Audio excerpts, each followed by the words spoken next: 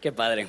Ahora sí, si tienes tu Biblia, ábrela. Génesis capítulo 1, acerca de lo que significa ser un humano. Voy a leer del versículo 26 al 31 y nada más un versículo del capítulo 7, el capítulo 2, versículo 7. Dice así: entonces Dios dijo: hagamos a los seres humanos a nuestra imagen, para que sean como nosotros. Ellos reinarán sobre los peces del mar, las aves del cielo, los animales domésticos y todos los animales salvajes de la tierra, los animales pequeños que corren por el suelo. Así que Dios creó a los seres humanos a su propia imagen. A imagen de Dios los creó, hombre y mujer los creó. Luego Dios los bendijo con las siguientes palabras: sean fructíferos y multiplíquense, llenen la tierra y gobiernen sobre ella, reinen sobre los peces del mar, las aves del cielo y todos los animales que corren por el suelo. Entonces Dios dijo: miren, les he dado todas las plantas con semilla que hay sobre la tierra y todos los árboles para que les sirvan de alimento. He dado toda planta verde como alimento para todos los animales salvajes, para las aves del cielo, para los animales pequeños que corren por el suelo, es decir, para todo lo que tiene vida. Y eso fue lo que sucedió. Entonces Dios miró todo lo que había hecho y vio que era muy bueno. Y pasó la tarde y llegó la mañana, y así se cumplió el sexto día. Siguiente capítulo, versículo 7. Luego el Señor Dios formó al hombre del polvo de la tierra, sopló aliento de vida en la nariz del hombre y el hombre se convirtió en un ser viviente. Oramos. Padre, te damos tantas gracias por la oportunidad de venir un día más, iniciar esa Semana Santa, considerando lo que tú dices acerca del hombre, acerca de el propósito del humano. Padre, te pido que nos ayudes en nombre de Jesús. Amén. Hemos hablado que Génesis y la Biblia en general no tiene como enfoque primordial el revelarnos cómo es el ser humano. Sin embargo, como resultado secundario de conocer a Dios, también conocemos al ser humano. ¿Por qué? Porque el humano fue creado en imagen y semejanza de Dios. Entonces, cuanto más entendemos a Dios, tenemos una idea de lo que podría llegar a ser el ser humano si opera bajo el orden que Dios estableció para el humano. Yo tengo la convicción plena de que los humanos tenemos un llamado enorme, un propósito gigantesco, y que muchas veces reducimos el plan que Dios tiene para nuestras vidas y no nos damos cuenta que es la intención de Dios hacer algo glorioso a través de la humanidad. Vemos a Dios y vemos lo que podríamos ser si nosotros viviéramos bajo los conceptos y los principios de Dios. También en la Biblia podemos ver lo opuesto. Podemos ver que cuando vemos a Dios vemos lo malo de nosotros mismos. Es como Dios tiene un estándar perfecto, y eso pasa, por ejemplo, con Isaías, que ve a Dios y lo primero que piensa es: ay de mí que soy muerto. O Pedro, que ve a Jesús y dice: apártate de mí que soy hombre pecador. Como que cuando vemos a Dios vemos lo mejor y lo peor de la humanidad. Hoy no quiero hablar de lo malo de la humanidad, eso ya lo hablaremos en Génesis capítulo 3, donde hablemos del pecado, porque de Génesis 3 en adelante la humanidad mete la pata terriblemente. Pero ahorita, antes de que exista el pecado, tenemos una imagen, un vistazo increíble a lo que podría llegar a ser el ser humano cuando Dios respira aliento de vida sobre nosotros. Tengo 5 puntos para nosotros. El primero es que el hombre es superior a los animales. Sé que eso se escucha súper básico, pero de toda la creación, lo único que Dios dijo que es a su imagen y semejanza es el ser humano. Y sabes, menciono eso por 2 razones. La primera razón: hay muchas personas que le tienen mucho cariño a los animales. Hay personas aquí que para ellos sus perros son casi más importantes que sus hijos. Yo de chavo, mis papás tenían chihuahuas y una de las cosas que marcó mi vida, y a lo mejor voy a tener que ir a terapia, es que el chihuahua de mi madre tenía más ropa que yo. Pero hay personas que le tienen un cariño impresionante a los animales, a los gatos, y la meta de su vida, el enfoque de su vida es salvar a las ballenas que puedan estar en peligro de extinción, o salvar al planeta, o los, ¿cómo se llama? El bosque en las Amazonas. Todo eso es excelente y bueno, y vamos a ver que Dios pone al hombre para ser mayordomo del mundo. Pero lo primero que quiero notar es, si le tenemos cariño y le damos importancia a los humanos y a los animales y a los árboles, ¿cuánto más le debemos dar importancia al ser humano? ¿Cuánto más deberíamos de preocuparnos por la persona que está vulnerable, por la persona que está necesitada, por la persona que está discapacitada, por la persona que está sufriendo? El ser humano es hecho a imagen y semejanza de Dios, y eso debe hacer que te sientas especial porque Dios te creó en su imagen y semejanza. Pero también significa que debes de ver a tu co-humano y decir, él también porta la imagen de Dios, él también lleva el valor y el honor que Dios me ha otorgado a mí, se lo ha otorgado a él. Entonces, como ser humano debo de preocuparme por las necesidades de las demás personas, sino, no únicamente acerca de las necesidades del humano, aunque eso es lo más importante, pero en general hay algo del ser humano. Yo creo que es porque somos creados en la imagen y semejanza de Dios, que tiene un anhelo grandísimo, profundo, de mejorar el lugar donde vivimos. Yo creo que todo ser humano tiene esta intención de crear un mejor futuro para nuestros hijos. Y sabes, todos lo tenemos, pero a veces lo suprimimos. Y después de tanto tiempo de preocuparnos por nuestra estabilidad económica, de preocuparnos por asegurarnos que todo esté bien para nosotros, nos olvidamos que la Biblia dice que Dios puso al hombre para que reine sobre el mundo. No significa que se aproveche del mundo, al contrario. Vemos en Génesis 2 que lo primero que hace el ser humano bajo la instrucción de Dios de reinar sobre el mundo es que cuidaba el huerto. Todo ser humano, creo yo, tiene esta noción de que Dios nos ha puesto en este mundo para mejorarlo, para establecer un punto en este mundo de encuentro con Dios, para que pueda haber mejoras para todas las personas. Creo que eso es, como dije, algo que nos hace únicos, porque no creo que están las cebras en África pensando, ¿cómo puedo hacer que el mundo sea un mejor lugar? No creo que están las gacelas pensando, oye, soy harto de la monotonía. Comer pasto, escuchas un león rugir, corres, le haces como si no estuviera perdida ninguna de las otras gacelas, sigues comiendo. Y no creo que ninguna gacela está pensando, debe de haber más en la vida, debe haber un mayor propósito. ¿Por qué nosotros pensamos así? Y una vez más, creo que muchos los suprimimos, creo que muchos nos conformamos meramente con la supervivencia. Pero yo creo que si somos honestos, hay algo en todo ser humano que ve la injusticia, ve la inseguridad, ve el dolor y ve la tragedia y dice, quiero hacer algo al respecto. Dios nos ha puesto para gobernar positivamente en el mundo, y una vez más el pecado distorsiona todo esto. El pecado toma que en vez de que queramos cuidar el planeta Tierra, nos aprovechamos del planeta Tierra. En vez de querer cuidar a los cohumanos que tenemos en ese mundo, nos aprovechamos de los más necesitados, pero no debería ser así.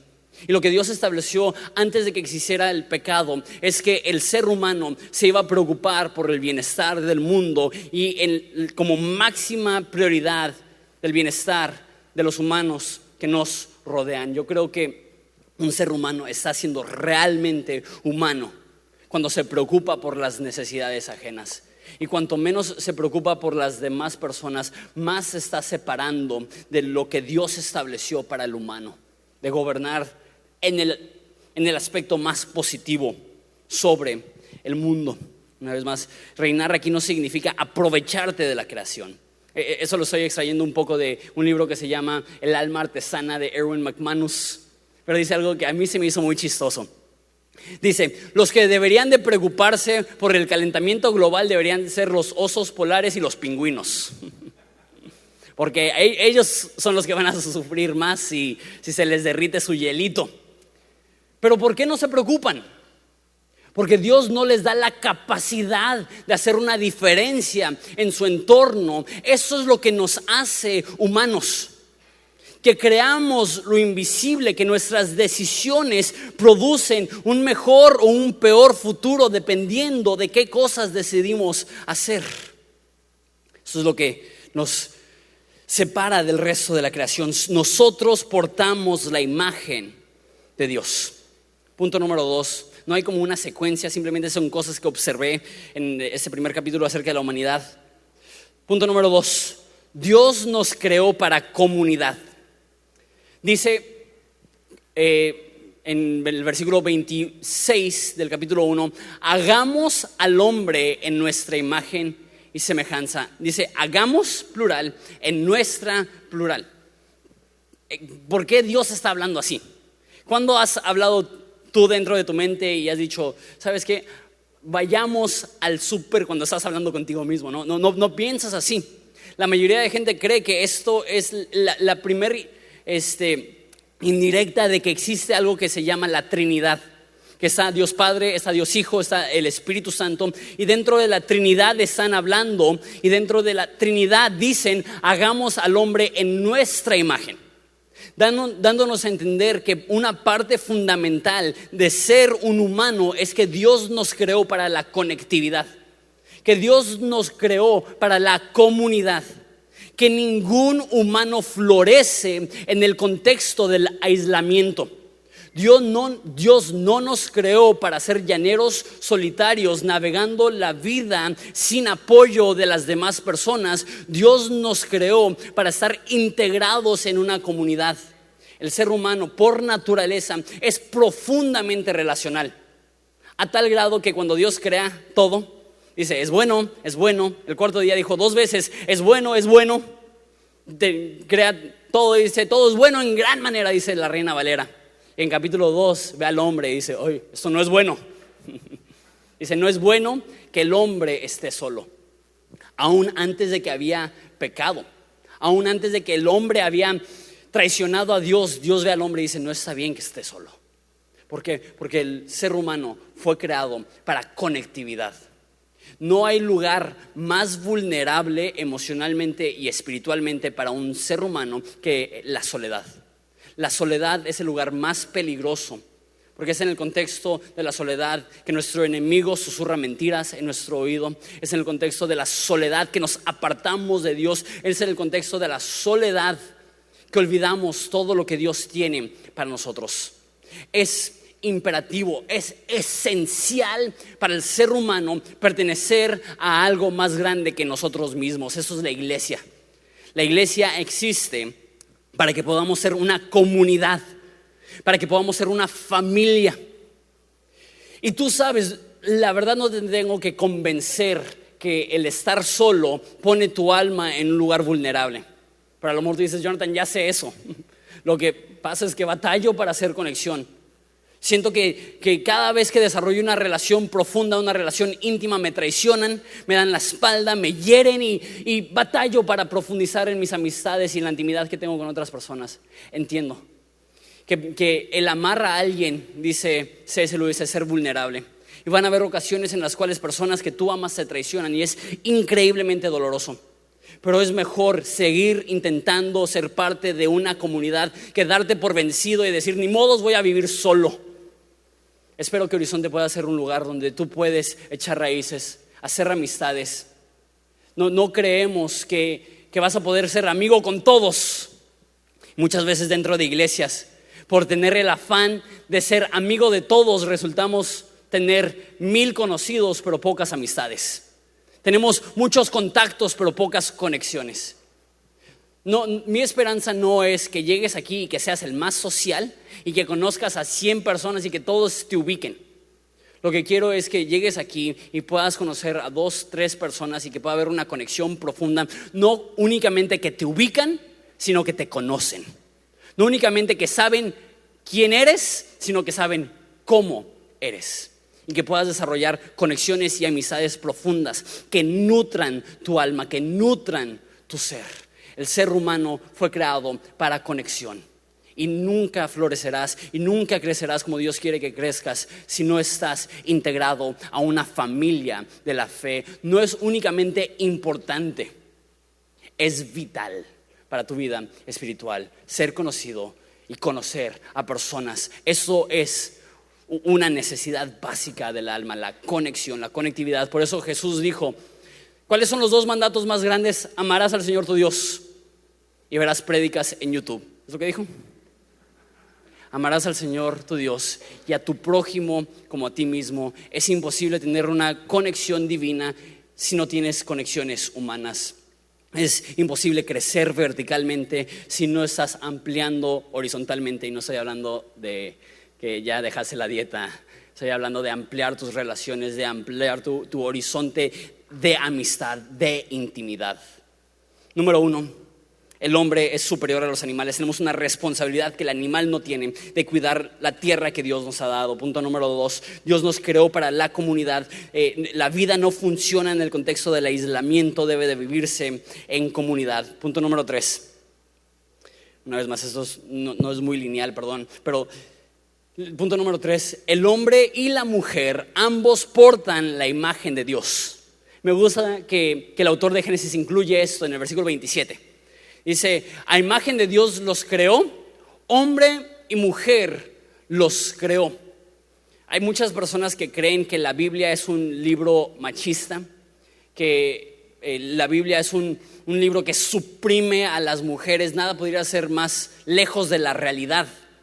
Al contrario, considerando que Génesis se escribió hace 4,000 años, es un libro increíblemente progresista. En ese entonces, ser mujer, tu valor era poquito mayor al de un animal.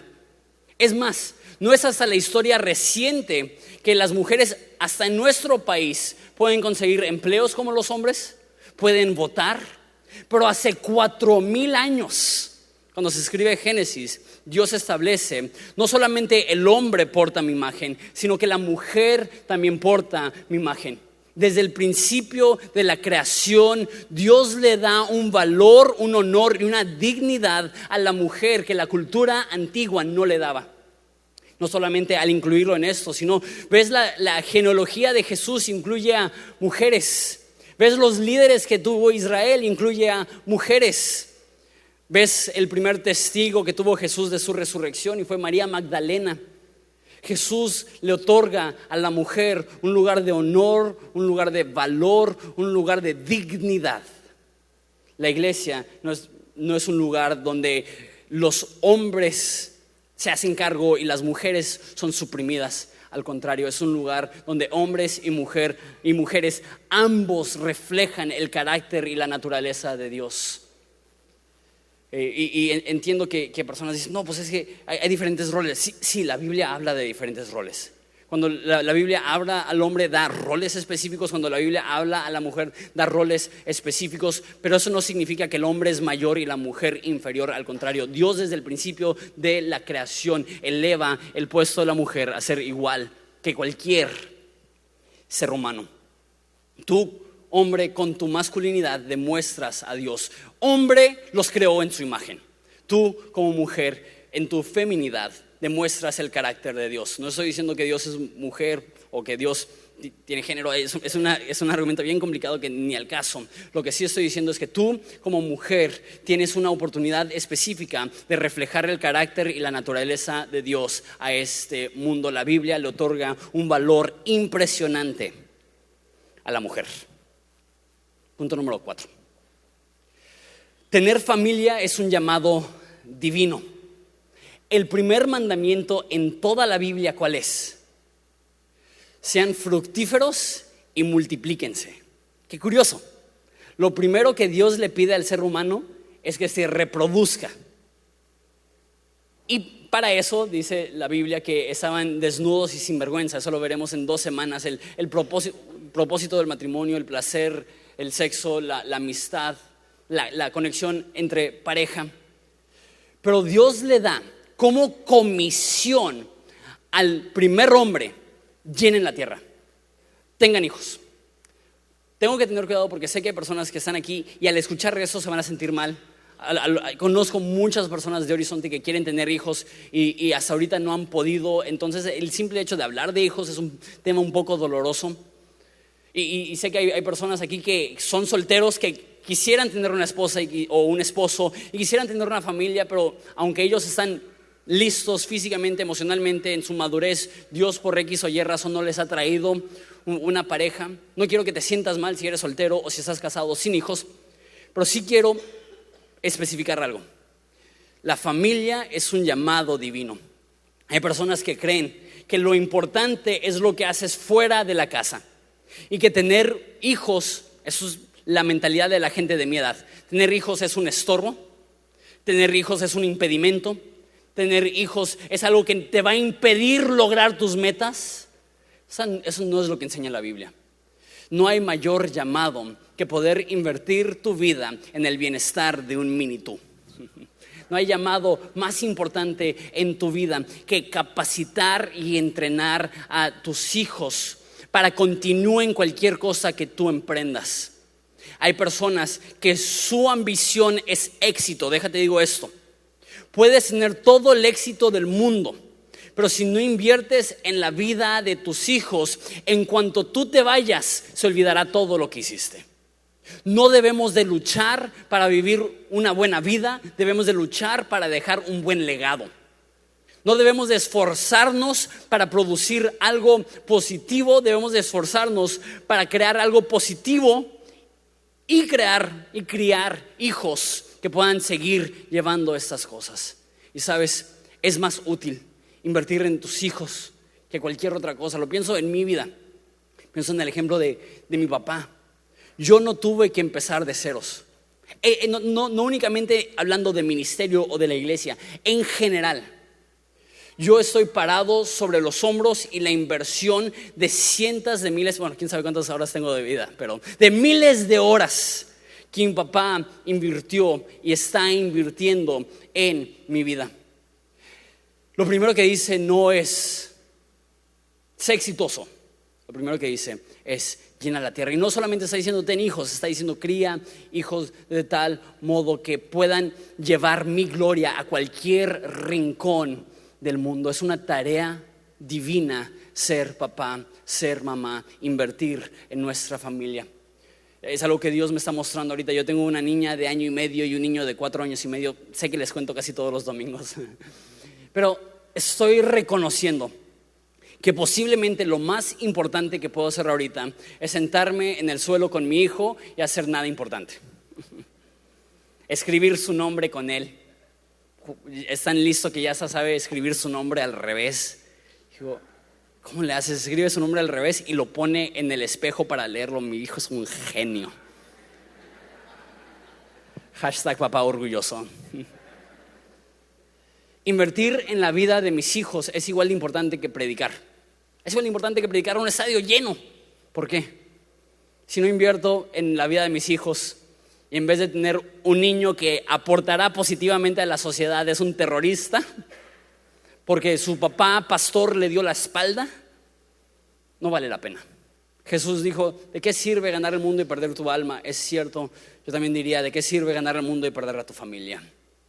No todos los niños que se descarrían es por culpa de los papás. Tampoco estoy intentando hacer de sentir culpables si tus hijos se han descarriado. Pero lo que estoy diciendo es tener familia, criar hijos no es secundario mientras que tú persigues tus sueños y consigues tus metas y avanzas en el mundo. Éxito fuera del hogar no es más importante que éxito dentro del hogar. Punto número 5, con eso termino. Sé que avanzamos un poco rápido, pero nadie se ha quejado en la historia de la humanidad de un sermón corto, entonces vamos bien. Punto número 5. El hombre necesita aliento de Dios. El capítulo 2, versículo 7 dice que Dios forma al hombre del barro y respira aliento de vida sobre él. ¿Por qué lo creó así? El resto del mundo lo creó con su palabra, pero al hombre lo creó con sus manos y con su aliento. De hecho, la palabra aliento en hebreo es raj. Y es raj porque ese es el sonido más o menos que hace cuando respiras. Entonces lo que está diciendo es que soltó el aliento de Dios sobre el hombre y se incorpora al hombre y tiene vida. Muy, muy poética la forma que Dios crea al hombre, pero lo hace intencionalmente, diciendo que el hombre sin Dios puede tener forma, puede tener existencia, pero el hombre sin el aliento de Dios es meramente polvo, es meramente barro. En la Biblia, en el griego, hay 2 palabras para vivir. Uno significa pulmones llenos y otro significa vitalidad. Hay personas que tienen los pulmones llenos, pero su vida está muerta. Entre la rutina, entre el pecado y la separación de Dios, entre la ambición egoísta de mejorar nuestra propia vida a costa de herir a quien tengamos que herir. Vivimos en una cáscara donde nuestro cuerpo se ve vivo, pero nuestro espíritu está muerto. Y no es hasta que recibimos el aliento de Dios que realmente aprendemos lo que significa estar vivo. Eso es lo que dice Primera de Juan, que llama a Jesús: la vida eterna se nos manifestó. La vida inicia el momento que estamos conectados con Dios. Te dije que no iba a hablar de lo malo del hombre, pero tengo que mencionarlo brevemente, que el hombre peca y se separa de Dios. Pablo dice que nos separamos de la gloria de Dios. Pero también Pablo dice en Colosenses que Cristo en nosotros es la esperanza de gloria. Que hay una profecía que hay un campo lleno de huesos secos. Y dice: yo soplaré aliento de vida sobre ellos. Proféticamente hablando de lo que pasará en la segunda venida de Jesús, la resurrección de entre los muertos y todo eso. Pero también hablando de lo que sucede con el corazón humano cuando tenemos una conexión con Dios a través de Jesús. Dice la Biblia que nuestro corazón sin Dios es duro como una piedra, pero cuando entra en contacto con lo divino, cuando entra en contacto con Jesús mismo, Dios toma nuestro corazón de piedra y lo transfiere por un corazón de carne sensible. Eso es lo que significa ser humano, un corazón sensible ante la necesidad ajena. Dice en Primera de Juan que si tú ves a un hermano en necesidad y cierras tu corazón en contra de ellos, ¿cómo mora el amor dentro de ti? Si tú ves la necesidad ajena y cerramos nuestro corazón e entumimos nuestra mente para no sentir el dolor de la humanidad, ¿cómo podemos decir que tenemos el aliento de Dios dentro de nosotros? No sé si viste las noticias hoy en la mañana, asumo que la mayoría no. Hoy hubo un ataque terrorista, 2 ataques terroristas en Egipto, en iglesias, matando a mínimo, no lo he leído desde la mañana, matando a mínimo 36, hiriendo a casi 100 personas. Horrible, horrible, horrible. Ves las fotos y estas iglesias con paredes blancas, salpicadas con la sangre de personas que simplemente querían iniciar la Semana Santa adorando a Jesús. Horrible. Eso es lo peor de la humanidad, que el odio gobierna y hombres malos no conocen límites para establecer un futuro conforme a sus deseos. Que aquellas personas que valoran la destrucción están dispuestos a hacer lo que sea, motivados por odio, para lastimar a sus cohumanos. Me pregunto, ¿qué pasaría si cambiamos corazones de piedra por corazones de carne? Y la misma ambición que muestran los hombres malos para la destrucción, los hombres que han conocido el amor de Dios, se esmeraran para crear un nuevo futuro lleno de esperanza, lleno de justicia, lleno de vida, lleno de amor, llevando el mensaje de Jesús a cada rincón. Porque hombres malos no piden permiso para destruir. Hombres malos no se esperan para crear el futuro que ellos quieren, y hombres buenos se sientan esperando a que alguien les motive para hacer un cambio. Si el amor de Dios mora en nosotros, reconocemos, dice la Biblia, que como Él es, así somos nosotros en el mundo. Jesús nos llama la luz del mundo, la sal de la tierra. Cada ser humano tiene el poder de Dios. Todo ser humano que ha recibido el perdón de Jesús, cuya alma ha regresado a un lugar de intimidad de Dios, porta el poder para poder cambiar su entorno. Y creo que una de las mentiras más grandes que existen dentro de la iglesia es que los únicos capaces de hacer un cambio real son los políticos, son los líderes influyentes, son los inversionistas y los empresarios, y a lo mejor también los pastores de iglesias grandes. Pero yo ¿Yo qué puedo hacer? Y tenemos esta actitud de supervivencia. Yo lo único que quiero hacer es pagar mis responsabilidades, no deberle demasiado a Coppel, que no me corran de mi trabajo, disfrutar un fin de semana al mes, y con eso ya la hice. ¿Qué si te digo que Dios tiene mucho más para ti que meramente sobrevivir? Que si Dios en su mente desde la fundación del mundo estableció que tú serías un elemento más para traer bien a este mundo y crear un mejor futuro para las generaciones que vienen. Cristianos padecemos de esta idea de que Dios, ven y sácanos de este mundo. Pero la Biblia dice que cuando Dios regrese, que nos encuentre ocupados, que dediquemos cada átomo de nuestra vida, cada fuerza que podamos tener para mejorar nuestro mundo. Hay personas que saben que no lo pueden hacer todo, y porque saben que no lo pueden hacer todo, optan por hacer nada. No lo podemos hacer todo, pero cada quien puede hacer algo. Y cuando miles de cristianos vinculan su mente y dicen: yo soy la sal del mundo, yo soy la luz del mundo, no porque yo tenga un valor propio, sino porque estoy reflejando la mayor luz del mundo. No porque yo sea lo máximo, sino porque porto dentro de mí el poder de Dios para hacer una diferencia. No hay cristiano indefenso, no hay cristiano sin poder. Me pregunto si lo que nos falta es la valentía. Hay algunas personas aquí que Dios te está llamando a hacer un cambio absoluto en tu vida, que tú te has dedicado por demasiado tiempo meramente a mejorar tu vida, y Dios te está llamando: haz algo para ayudar a tu prójimo.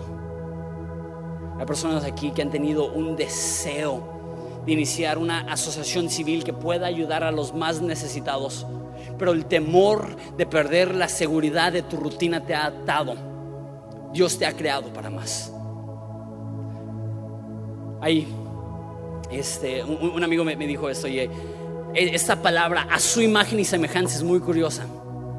Aparece 17 veces en la Biblia, y de las 17 veces la palabra imagen, 14 veces se traduce ídolo. Muy curioso.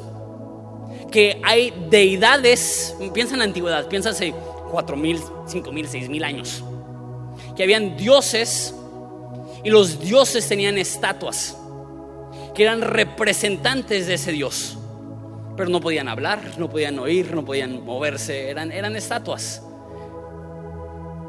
eran la imagen de alguna deidad. Y es casi como si Dios estuviera diciendo a nosotros: yo no necesito una imagen. El primer mandato es: no hagas imágenes. ¿Por qué? Porque Dios ya nos creó a nosotros a su imagen y semejanza.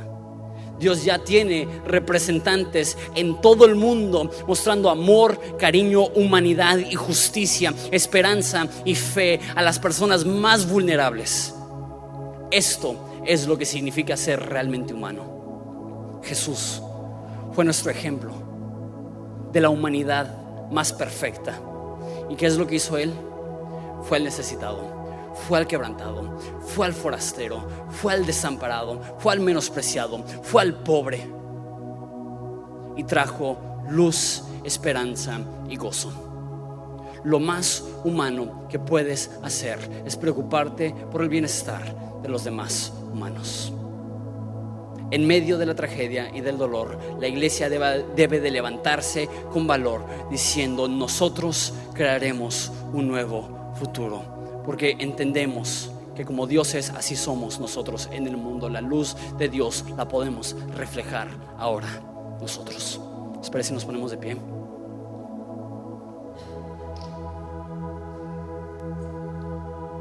Padre, te doy tantas gracias por esta responsabilidad tan increíble de ser representantes tuyos en el mundo,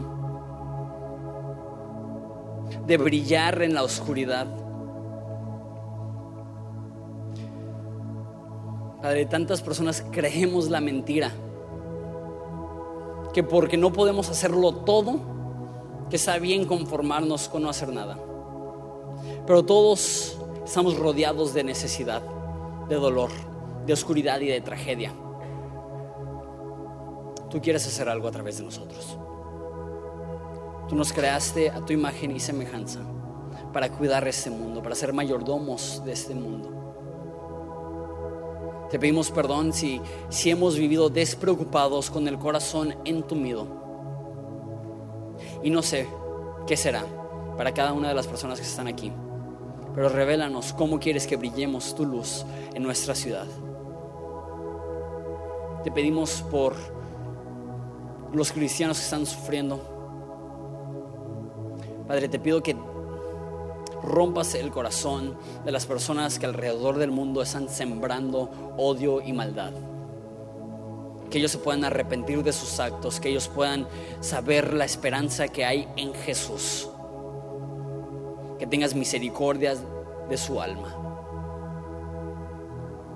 Y a nosotros, ayúdanos a entender que a diferencia de los animales, no solamente disfrutamos de este planeta, sino que nos responsabilizamos por las necesidades en ese planeta. Úsanos para crear un mejor futuro para la gente y las generaciones que nos siguen. En nombre de Jesús.